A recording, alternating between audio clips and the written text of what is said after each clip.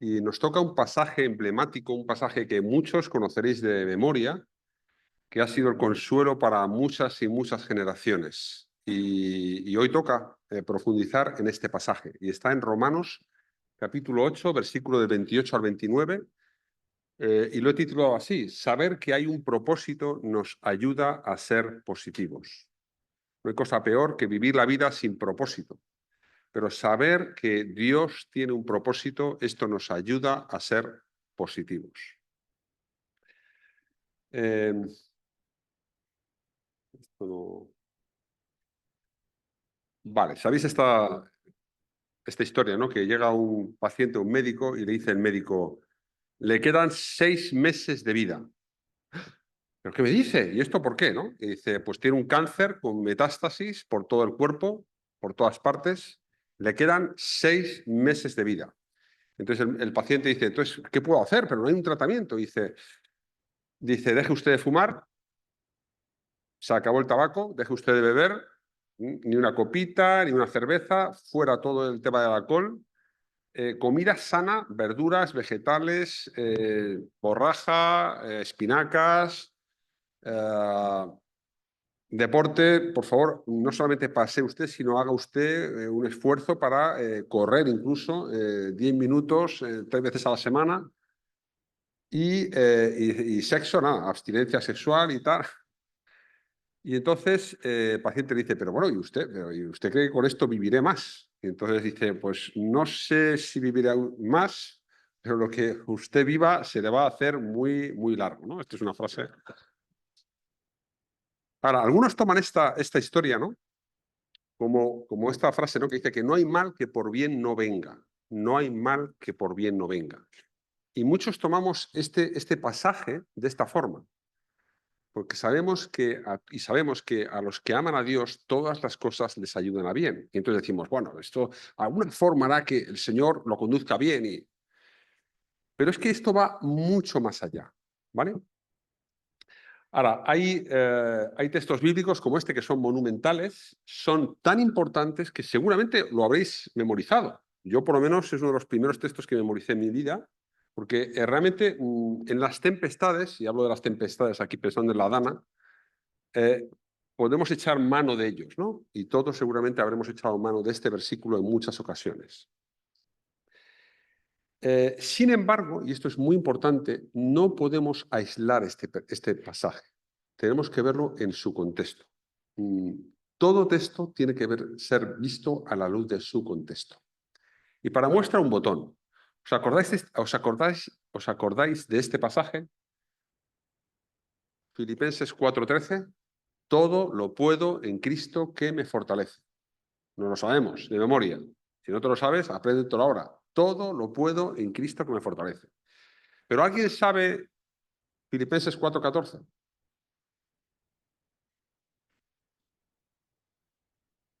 Pues dice esto, no lo sabemos de memoria. Dice: sin embargo, bien hicisteis en participar conmigo en mi tribulación.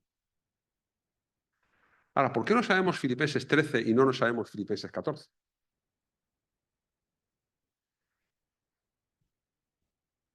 Tenemos que saber estar contentos en todos, este contentamiento, pero a la vez tenemos que saber participar, sufrir con los que sufren, ¿no? Y es importante, ¿no? Tener la escena completa. Filipenses 3:10, hay un pasaje que es maravilloso, es Filipenses 3, y entonces habla Pablo cómo él, habiendo sido judío, fariseo, hebreo de hebreos, lo deja todo, lo tiene todo por basura, intenta así alcanzar a Cristo, ¿no? Y entonces hay un versículo, que es el versículo 3:10, dice: a fin de conocerle, ¿no? El versículo 3:10 dice: a fin de conocerle, y el poder de su resurrección. Y de repente, que dice en el mismo versículo dos palabras más adelante: a fin de conocerle y el poder de su resurrección. Y de repente dice: y la participación de sus padecimientos. Y después dice: llegando a ser semejante a él en su muerte. O sea, el deseo de Pablo no es solamente conocerle y el poder de su resurrección, sino llegar a ser semejante a él en su muerte. Y a veces obviamos estas verdades, obviamos el contexto en el que los versículos están insertados. Y es muy importante que tengamos el gran contexto de Romanos capítulo 8, versículo 28 y 29. Bueno, sabéis que estamos en Romanos, para los que nos visitáis, llevamos ya meses con Romanos. El tema de Romanos es este, el Evangelio, poder de Dios para salvación a todo aquel que cree. Y es que Romanos habla de la salvación. Y si habla de la salvación, podemos decir, la salvación, ¿hasta qué punto es salvación, salvación y de qué nos salva? Pues nos salva del pecado. Y por eso Romanos 1, 2, 3 nos habla del pecado. Romanos 3 al final nos habla del mecanismo por el cual Dios consiguió una cosa increíble que es justificar al que es pecador y hacerle justo. Y Romanos 4 nos habla del ejemplo de Abraham, ¿no? Y cómo se consigue esta salvación. Y aquí vimos un poco este esquema muy sencillo de Romanos, y estamos aquí en la justicia impartida, en lo que es la santificación, porque es que Dios no solamente nos saca del pecado, nos libra del pecado, nos hace hijos, pero en la vida presente nos va a santificar y finalmente nos va a glorificar. Y la salvación incluye todos estos aspectos. La salvación es algo muy grande, y por eso el autor de la Epístola a los Hebreos dice, ¿cómo escaparemos nosotros si descuidamos una salvación tan grande? La salvación es mucho más grande de la que tú te piensas.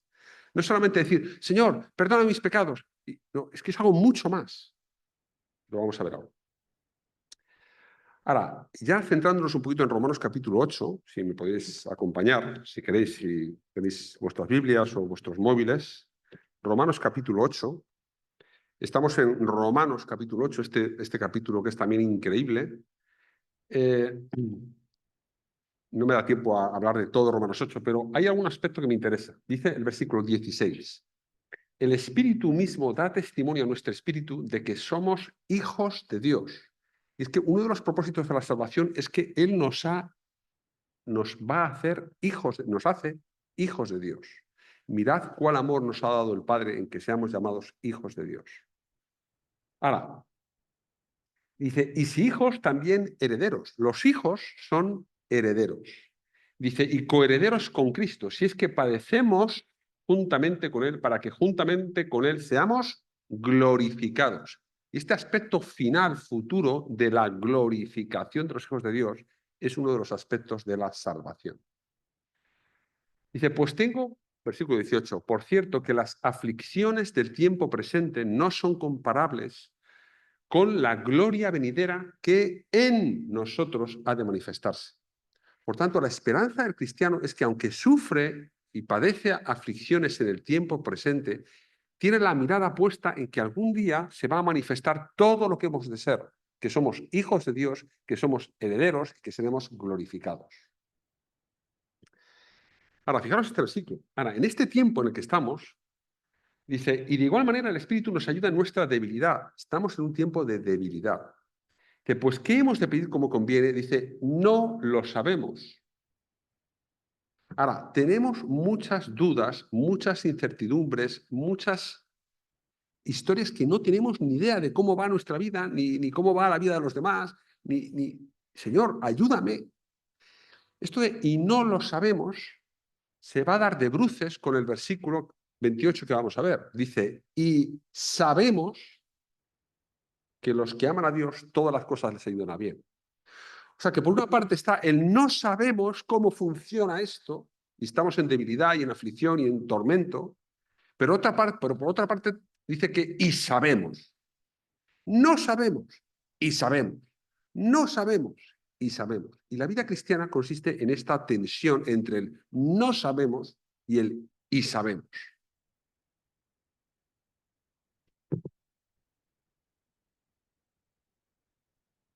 Tenemos un ayudador que es el Espíritu, que nos ayuda, ¿no? Y gime por nosotros en su oración al Padre. Ahora este es nuestro pasaje, vamos a leerlo. Romanos capítulo 8, versículo 28 y 29. Y dice así, y sabemos que a los que aman a Dios, todas las cosas les ayudan a bien. Pero es que sigue. Dice, esto es, a los que conforme a su propósito son llamados. Porque a los que antes conoció también los predestinó para que fuesen hechos conforme a la imagen de su Hijo, para que Él sea el primogénito entre muchos hermanos.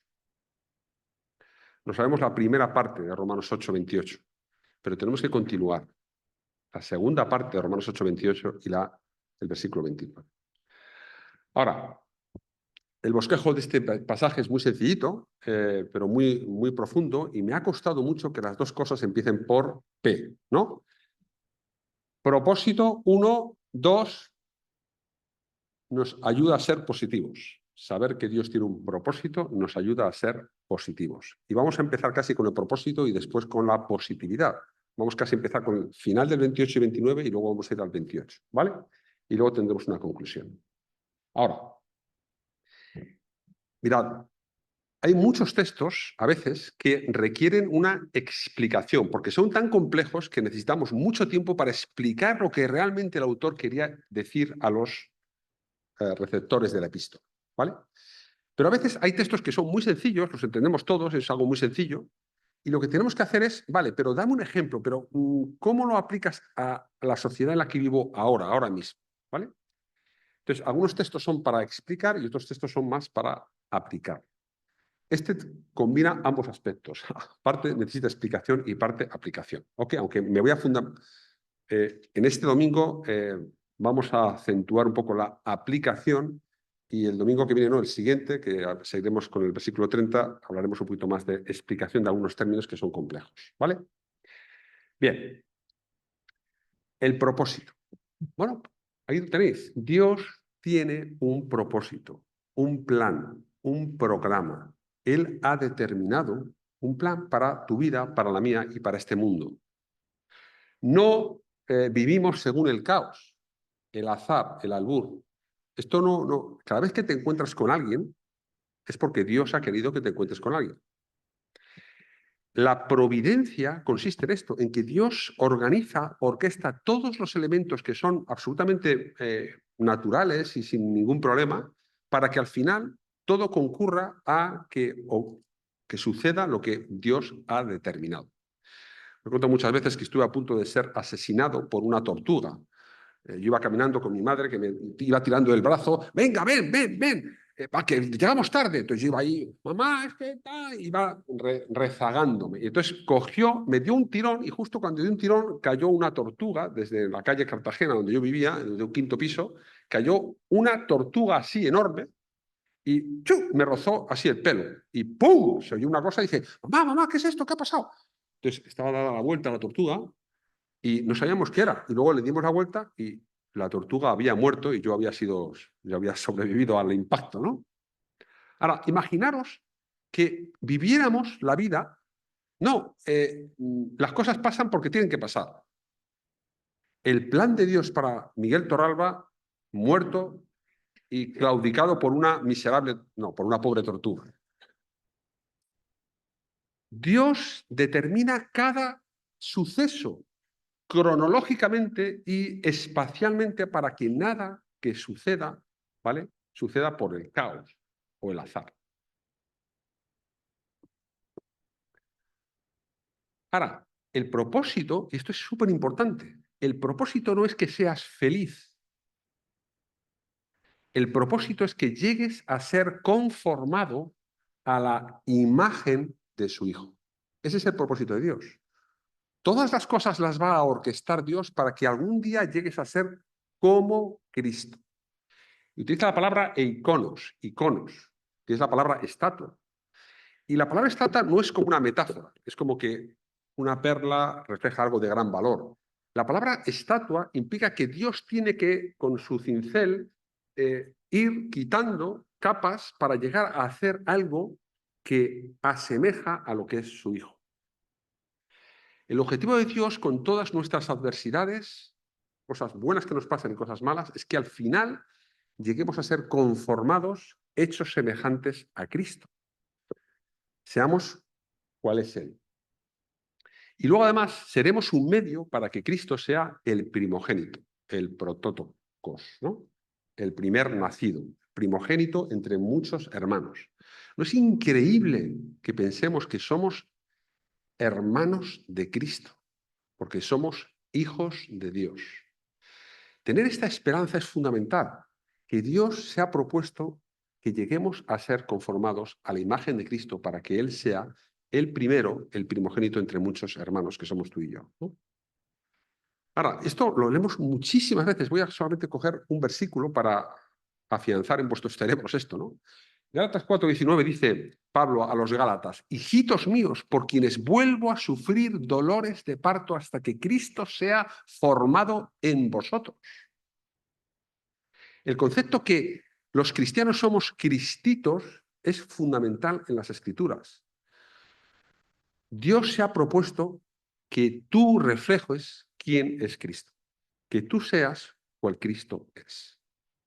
Saber que tiene Dios ese propósito ayuda a afrontar cualquiera de los avatares que vamos a sufrir en la vida, porque lo vamos a afrontar con propósito, sabiendo que Dios quiere conformar en mi vida la imagen de Cristo.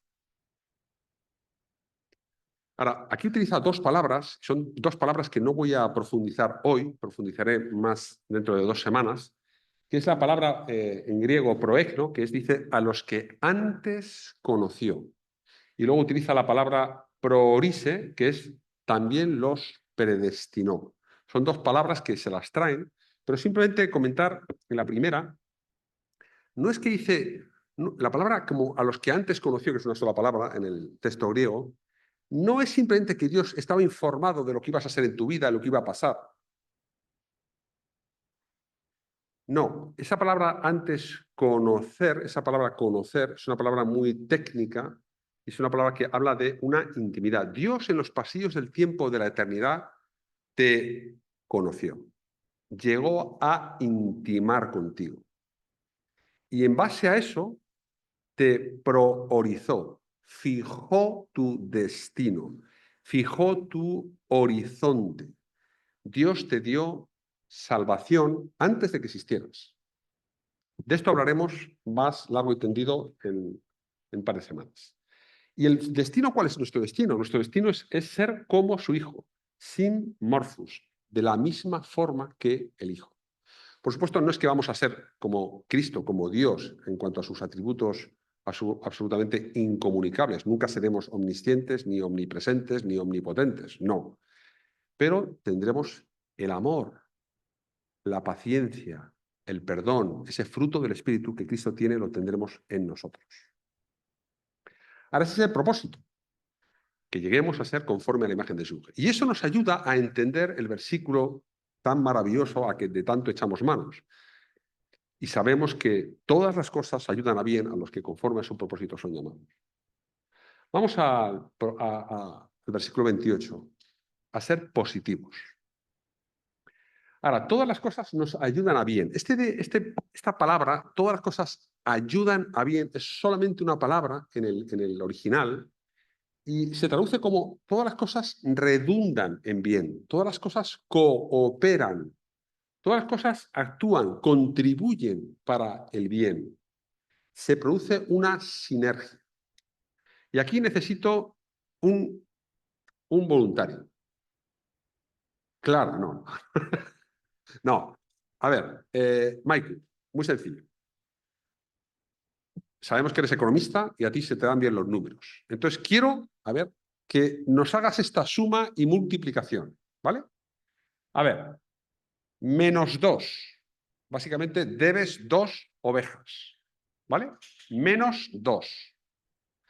Y ahora, más -4, debes 4 ovejas. ¿Cuántas ovejas debes? O sea, -6, ¿no? En la cuenta tenemos -6, ¿sí o no? ¿Todos entendemos esto? Esta tabla de esta sencilla de matemáticas, ¿no? Bien. Y ahora, si además de esas -6, -10, ¿cuántas ovejas debemos? -16. ¿Estamos todos de acuerdo, no? Y ahora, si a más -16 más -4, ¿cuánto es? -20. Debemos 20 ovejas. Pero si hacemos ahora por -10,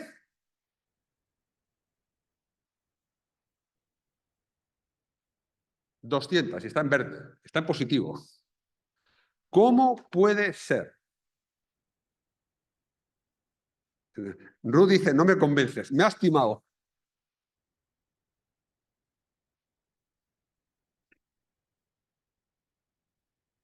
Los matemáticos, ¿qué dicen? ¿Son 200 o son menos 200? Víctor, bueno, a lo mejor me he equivocado yo, pero un número negativo por un número negativo al final sale positivo. Esto es algo muy complicado de entender para la mayoría, para los que no somos matemáticos, pero para los que son matemáticos, menos algo por menos algo es más algo. Ahora, esto de forma increíble es lo que hace Dios con nosotros. Lo que debemos, nuestro fallo, nuestra tal, el problema del otro, el problema del más allá, esto es un follón, esto es un desastre. Pero de alguna forma lo que hace es que todos estos elementos van a redundar, van a cooperar, van a actuar sinérgicamente para que al final algo positivo salga de todo esto. Esto es un poco lo que trata de decir este pasaje. Que aún las cosas positivas, por supuesto, redundan en positivo, pero las cosas incluso negativas van a cooperar para que sean positivas. Y ahora, claro, la pregunta es, todo coopera para el bien. ¿Y qué es el bien? El bien, esta palabra, ágato, ¿no? Es lo bueno, lo beneficioso. Todo redunda para que al final tú llegues a ser conforme a la imagen de Jesucristo. Si tuviéramos esto en mente, cada golpe que recibes, cada coche que se te inunda, cada casa que se estropea, cada pinchazo en la rueda, te va a ayudar a que algún día llegues a ser conforme a la imagen de Jesucristo. Eso es el bien. Ahora, ese bien no es la sensación que a veces pienso yo así, que es para mí lo mejor. Es esa sensación placentera después de haber comido un cocido por ¿no? Por la tarde, ¿no? Y echar una siestecita, bueno, la comida, ¿no? Echar una siestecita y luego ver un partido de Rafa Nadal. O sea, para mí eso es el sumum de la felicidad, ¿no? No sé, para mí es esa. A lo mejor para ti es, yo qué sé, ir a una orquesta de la Novena Sinfonía, escuchar una en el auditorio. No sé cuál es tu mejor bien. Pero para mí ese es el bien. Pero el bien es ser conformados a la imagen de su Hijo. Si tuviéramos esto en mente, saber que Dios tiene un propósito, el ser conformado, nos ayuda a ser positivos, otro gallo cantaría. ¿Vale? Todo redunda, todo coopera, todo actúa conjuntamente para producir este fin, que es el tener un carácter como el de Cristo. ¿Vale? Ahora, vamos a ir a esta última parte ya, pero que va a ser para mí quizá la más importante. Y es, Miguel, pero explícamelo mejor. ¿Cómo podemos hacer esto a nivel práctico? No me has convencido. Esto de los numeritos, jijiji, jajaja, pero a mí esto no me gusta. Bueno, mirad, he sacado 10 cosas, que no es una lista exhaustiva. Hay muchísimas más cosas que podríamos intentar explicar por qué el mal, el dolor, el sufrimiento puede contribuir, cooperar, ayudar al bien. Hay otras muchas más. Se me han ocurrido 10. Hay más, no es exhaustivo, pero nos pueden ayudar. La primera es que el sufrimiento, el mal, el dolor nos despierta. Uno vive la vida como que no pasa nada, como que todo es gratis, como que tú te levantas por la mañana y tienes que seguir vivo. ¿Y por qué tienes que seguir vivo? Entonces, cuando ocurren cosas duras, gordas, fuertes, de alguna forma nos despierta. Y eso es bueno, porque nos despierta a una realidad espiritual. Débora, ven un segundo. Es un segundo. Mira, imaginemos que Débora fuera una planta, ¿vale? Y el sol está ahí, ¿no? ¿Veis el sol que está ahí? Ahora, ella con las manos, que van a ser sus hojas, ¿no? Ella en realidad va a dirigirse hacia el sol. ¿No es así? No, la planta no se mueve, pero ¿esto qué es? Las plantas no se mueven. Ahora, muchas veces lo que hace, imaginemos, ¿no? Todos tenemos plantas en casa, ¿no? Y a veces las hojas se giran hacia el sol, ¿verdad? ¿Y qué hacen a veces nuestras madres, abuelas o sobre todo mujeres, debo decirlo, pero a veces también hombres, muchas veces cogen el tiesto y hacen así, te coges la cintura y hacen así. ¿No es así? Y entonces, Débora, que está ahí diciendo, pero ¿será posible? ¿Pero cómo puede ser tan cruel, ¿no? La madre que me acaba de hacer esto, ¿no? O sea, ahora me tengo que retorcer. Porque hay que decir que cuando Débora estaba así, no solamente estaban así las hojas, sino que estaba el tronco también estaba un poquito inclinado. No estaba creciendo bien, no estaba recta. Entonces, cuando Dios hace así, lo que hace es que esto que estaba así un poquito inclinado, pues va a empezar la va a ir poco a poco enderezando. Y muchas veces el sufrimiento que tenemos es cuando Dios está enderezándonos, porque a veces vamos demasiado fácil la vida. Y Dios tiene que poner a veces tinieblas para que busquemos a Dios. Muchas gracias, muchas gracias. Entonces, el sufrimiento sirve para despertarnos. El sufrimiento sirve para humillarnos. Y es que a veces tenemos una demasiada autoestima o creemos que somos superhéroes nosotros. Y Dios se ha propuesto en que seamos dependientes. Hermanos, dependencia, dependencia del Señor. ¿Qué somos tú y yo? ¿Quiénes somos tú y yo? Si es que yo estoy en el hospital todos los días, si es que veo todos los días desgracias. ¿Qué somos tú y yo? No somos nadie. A ver, no somos nadie. Cristo ha muerto por nosotros y es lo que nos da valor. Pero a veces, esto es lo de la hierba, ¿no? El trigo, ¿no? El trigo, ¿no? El que lleva mucho fruto es el que más inclinado está. El que apenas lleva fruto es el que más se jacta y más erguido está. Y Dios a veces tiene que, ¿no? Segar lo que está muy... ¿eh? El que se humilla será exaltado, pero el que se exalta será humillado. Entonces, vivir ahí, a veces hay gente que vive encorvada, porque es que de verdad es que está sufriendo. Ahí tú ves que esas personas están dependiendo de Dios. Y eso es bueno, eso nos conforma a Cristo. El sufrimiento provoca oración. Es que me cuesta mucho orar, no te preocupes, que te voy a dar un poquito de sufrimiento y ya verás tú cómo vas a orar. Orar es tener intimidad con Dios, es hablar al Señor. Y de verdad, a veces no nos cuesta orar porque es que vivimos a espaldas a Dios, a espaldas de Dios.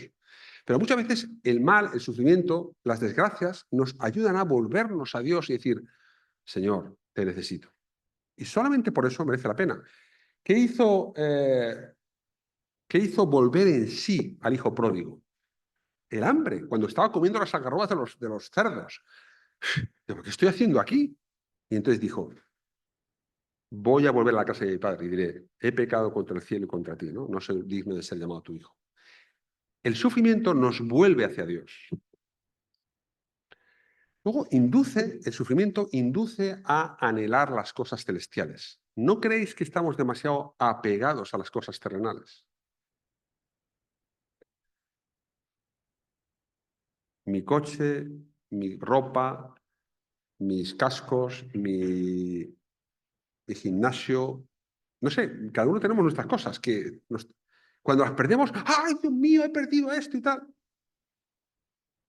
Pero muchas veces Dios hace que pierdas cosas terrenales para que anheles las celestiales.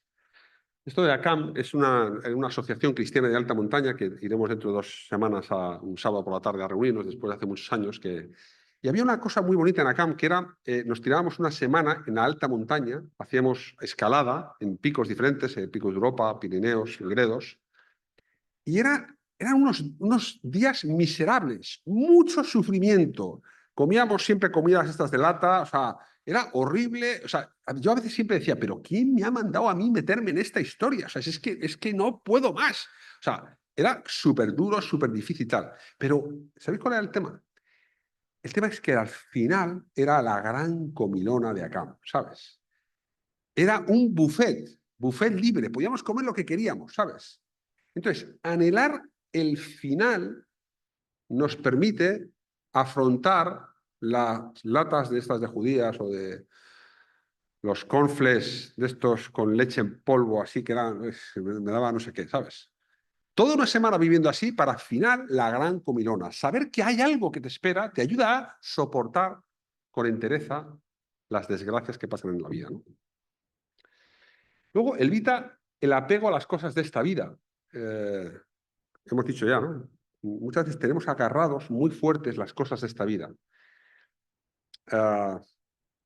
Con mis hijas, cuando eran pequeñitas, jugaba que tenía una moneda aquí, ¿no? Y entonces ellas intentaban quitarme la moneda. Entonces empezaban... Entonces me quitaban un dedo, luego haz dos, ¿no? Entonces yo hacía como que me podía, pero yo podía hacer así, ¿no? Pero ellas... Entonces siempre tenía aquí la monedita. Y entonces, la mejor forma de soltar la mano, ¿sabéis, no? Es cuando tienes la mano apretada, ¿no? Apretar más fuerte la mano. Cuando te apretan muy fuerte la mano, te hacen daño y entonces sueltas la moneda, ¿no? A veces Dios nos aprieta la mano. Tienes tan cogido algo que lo que quieres, suéltalo, suéltalo. Pero la forma de soltarlo es apretarte, hacerte daño para que sueltes lo que tanto estás aferrado. Y tú lo ves algo como malo, pero lo que Dios quiere es que sueltes las cosas de esta vida. Luego sacar lo mejor de nosotros mismos. ¿Puedo coger la guitarra un segundo? ¿Sí?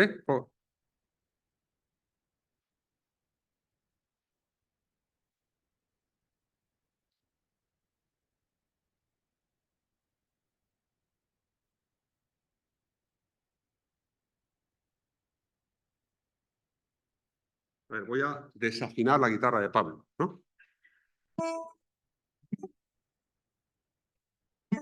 Esto mal, ¿no? ¿Eh? Suena bien, ¿no? Ahora hay algo así.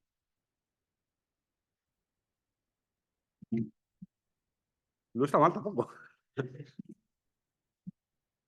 Suena raro, ¿no? Está mal, no está cuerda, ¿no?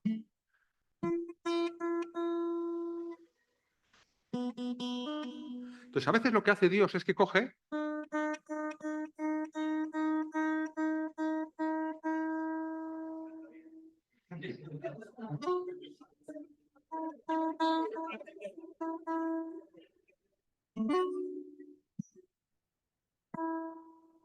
Entonces, para que suenes bien, hace falta que te estiren la cuerda. Y hasta que no te ha estirado lo suficiente, no vas a sonar bien tú y tú con los demás. Es muy importante que entendamos que Dios hace a veces esto con nuestra vida. Estira la cuerda.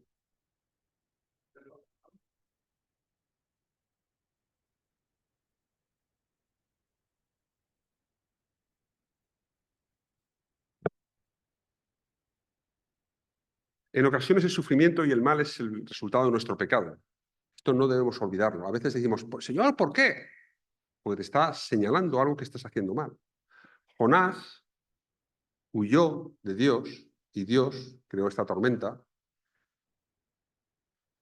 El profeta Amós dice, a vosotros, Amós 3:2, ¿no? A vosotros solamente os he conocido entre todos los pueblos de la tierra. Por tanto, te castigaré por todas tus maldades. Dios nos disciplina en nuestra vida porque hacemos las cosas mal y Dios azota a todo aquel que recibe por hijo y nos ha llamado hijos. Entonces va a cuidarse de que mejores en tu calidad espiritual. A veces Dios se esconde de nosotros. Y dices, ¿cómo puede ser? Mira, cuando hay llueve, hace sol, llueve, hace sol, llueve, hace sol, es fenomenal, ¿no? Pero a veces de repente deja de llover, deja de llover, deja de llover, deja de llover. Y el agricultor está desesperado, deja de llover. Y lo que pasa, ¿qué hace? Está deseando la lluvia. Y cuando llega la lluvia dice, gloria a Dios, ¿no? Dios a veces se retira para que le deseemos. Porque no hay cosa más cansina y aburrida que esté lloviendo todo el día. Dios a veces se retira para que le deseemos y vuelve a dar lluvia. Retira y vuelve a dar lluvia. Muchas veces el sufrimiento, y esta es quizá la mayoría, no sabemos por qué ocurre. Y no hay que ser, vamos, no tenemos ni idea por qué ocurre el sufrimiento. Y yo esto me ayuda el tema del ajedrez. No sé si os gusta el ajedrez, pero muchas veces cuando veo a los genios estos jugando al ajedrez, digo, ¿pero qué ha hecho? Se ha dejado comer yo qué sé, un alfil, una pieza. Y luego me doy cuenta que 2 o 3 movimientos más, o sea, posteriores, han conseguido la dama del contrario. Tú no lo ves, pero el genio que está detrás del tablero sabe que un pequeño sacrificio va a obtener un mayor rédito final.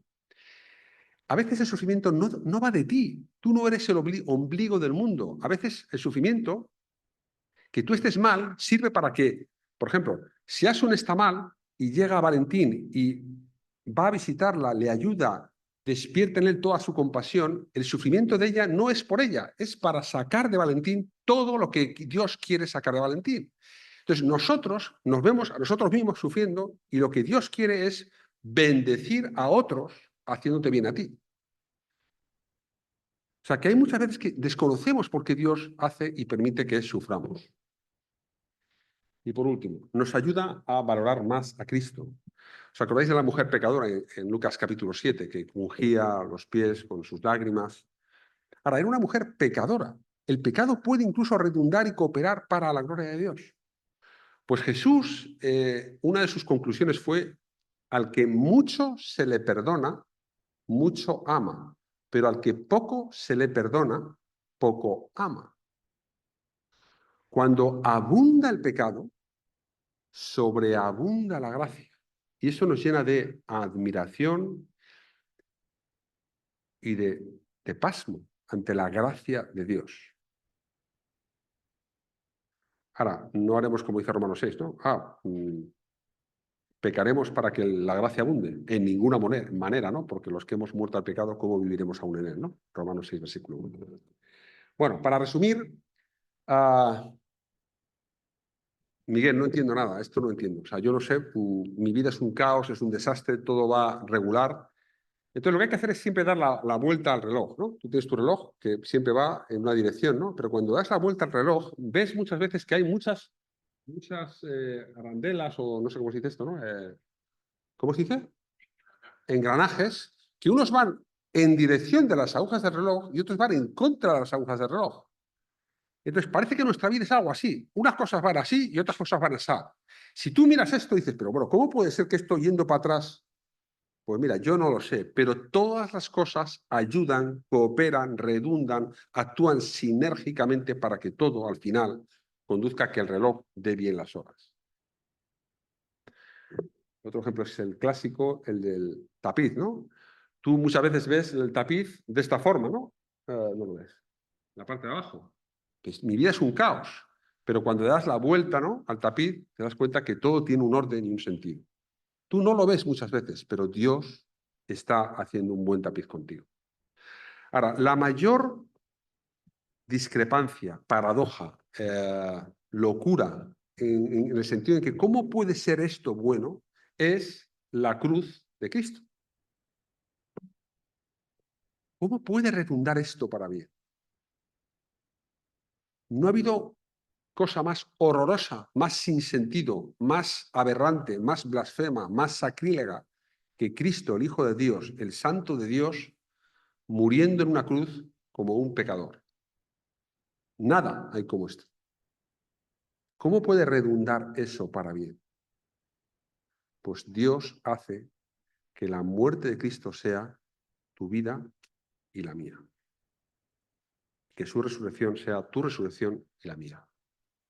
Vamos a orar.